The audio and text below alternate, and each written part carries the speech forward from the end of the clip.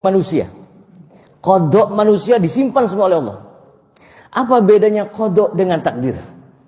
Qadha itu catatan Allah sejak zaman ajali. Takdir itu adalah pengaplikasian daripada qadha, itu disebut dengan takdir. Apakah takdir bisa dirubah? Bisa. Dengan cara apa? Tidak ada yang mampu merubah takdir kecuali dengan kita bermohon, berdoa, minta kepada Allah Subhanahu wa taala. Itu bisa dan mampu merubah takdir manusia. Manusia yang harusnya menjadi orang yang miskin, tapi dia selalu berdoa memohon kepada Allah Subhanahu wa taala, terus minta kepada Allah, dibarengi dengan usaha yang keras, maka tidak ada doa-doa hamba Allah yang tidak dikabulkan oleh Allah Subhanahu wa taala. Kita yang di pagi hari ini bermunajat kepada Allah, selesai kita ibadah, menyembah kepada Allah, lalu kita berdoa memohon kepada Allah. Inna rabbakum hayyun karim. Kata Nabi, sesungguhnya Tuhanmu itu maha pemalu. Apa yang dimaksud dengan pemalu?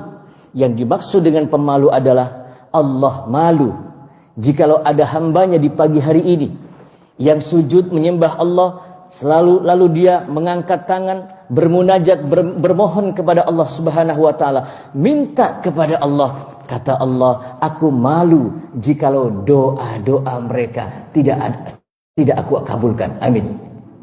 Semua doa-doa kita pagi hari ini pasti dikabulkan oleh Allah Subhanahu wa taala. Masih semangat Ibu? 10 menit lagi nih waktunya.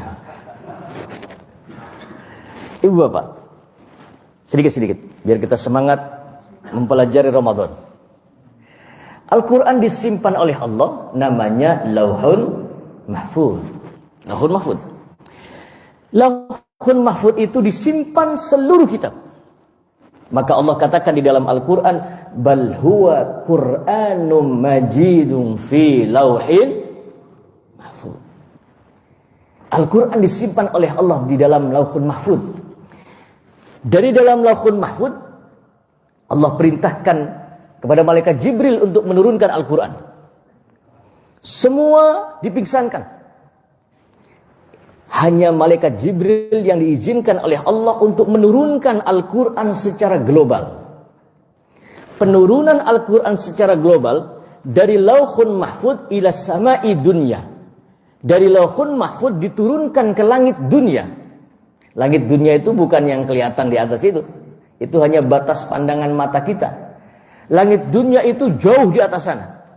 Dari Lauhun Mahfuz diturunkan ila sama'i dunya, ke langit dunia. Disemayamkan di sana penurunan Al-Quran. Dari Lauhun Mahfuz ke langit dunia, ini yang disebut dengan Lailatul Qadar.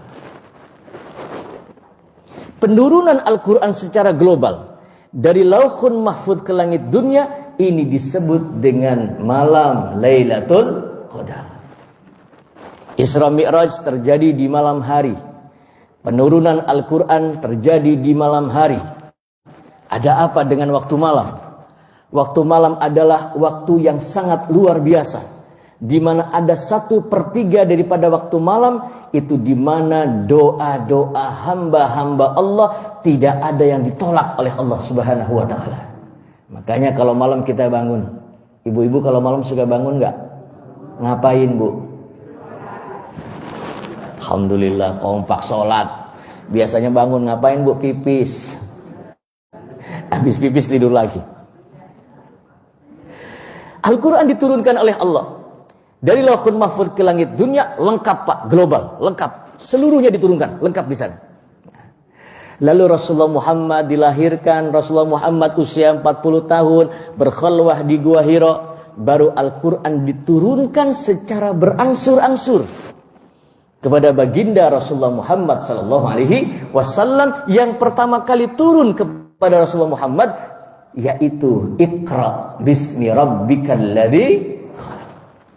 Penurunan Al-Quran yang kedua, ini disebut dengan malam nuzulul Quran. Kalau malam nuzulul Quran, ada yang bilang malam 17, ada yang bilang malam 19. Tahu tanggalnya. Tetapi kalau malam Lailatul Qadar tidak ada yang tahu. Itu adalah rahasia Allah yang disimpan. Maka di bulan Ramadan nanti, dalam menyambut bulan suci Ramadan, kita persiapkan iman kita mengejar malam Lailatul Qadar, malam 1000 bulan. Hadirin yang dimuliakan oleh Allah Subhanahu wa taala. Maka karena kemuliaan Quran inilah Allah perintahkan kita untuk berpuasa di bulan Ramadan. Rasulullah Muhammad memuliakan hari kelahirannya pun dengan berpuasa. Nabi Daud sehari puasa, sehari tidak. Bahkan Siti Maryam ketika menjaga harkat dan martabatnya, ketika dituduh Maryam itu seorang penzina, Maryam itu punya anak tapi nggak punya suami, orang yang tidak pernah disentuh laki-laki kok bisa punya anak? Maka kata Siti Maryam, inni nazartu lirrahmani sauman. Aku bernadar kepada Tuhanku sauman. Sauman itu bukan berarti puasa, sauman itu bermakna diam. Jikalau kita difitnah, digunjing, dicaci, sauman, diam. Ini yang diajarkan oleh Allah Subhanahu wa taala kepada Siti Maryam.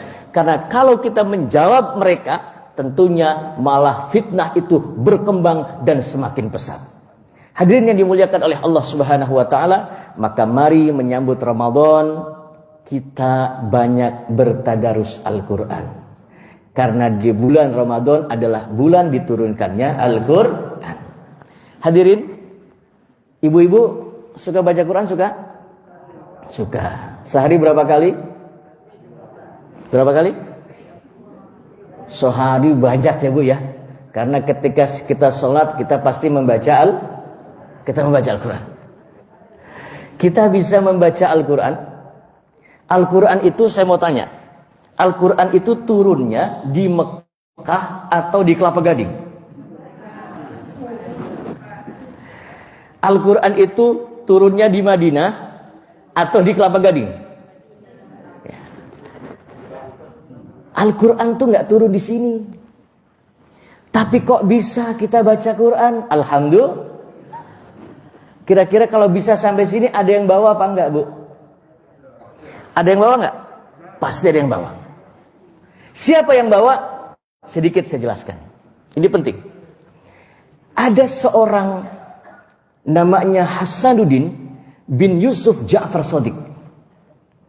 Hasanuddin bin Yusuf Ja'far Shadiq bin Zainal Abidin, ini keturunan daripada baginda Rasulullah Muhammad sallallahu alaihi wasallam. Hasanuddin bin Yusuf Ja'far Shadiq ini satu malam bermimpi. Ibu-ibu pernah mimpi? Pernah. Bapak-bapak juga pernah mimpi. Kemarin waktu bulan kemarin ya. Oke. Saya jelaskan bahwa mimpi itu adalah ilmunya para nabi yang masih ada hingga saat ini. Mimpi-mimpi yang baik, mimpi-mimpi yang benar itu ilmunya para nabi yang masih ada hingga saat ini.